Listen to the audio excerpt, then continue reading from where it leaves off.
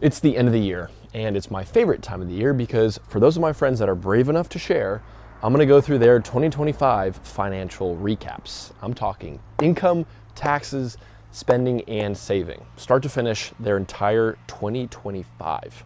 This is all using the Get Your Sheets Together budgeting template, link in my bio. Today we have Peter, and Peter is one of my greatest friends of all time. He lives up in San Francisco and he works in a real estate investing role.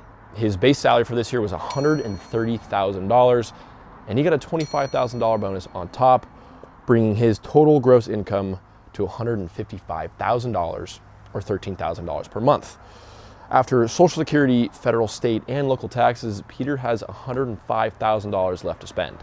Brutal. $50K right down the drain. Oh, to be a W-2 employee in America. Okay, so Peter's actually responsible and he's gonna pay into his health insurance plan as well as contributing to his 401k.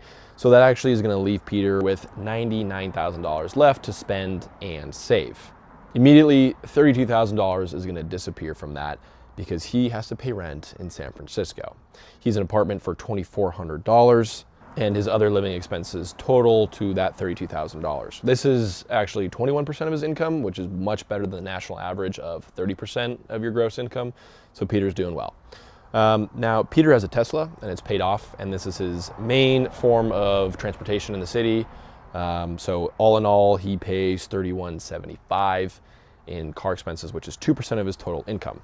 Now, Peter does love food, and he splits his expenses evenly between groceries and going out. He does love a classic dinner date, and we all know those add up fast.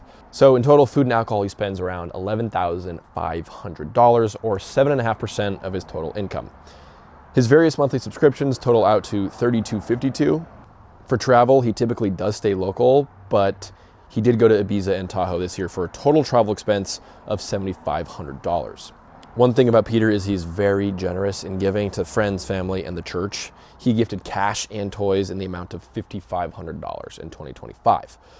The rest of Peter's money goes right into investing. Between his life insurance and personal brokerage, he contributed around $3,000 monthly. This leaves Peter with only $12 net back into his bank account for 2025. So quickly, I'm gonna give Peter a grade between his quality of life and his financial responsibility.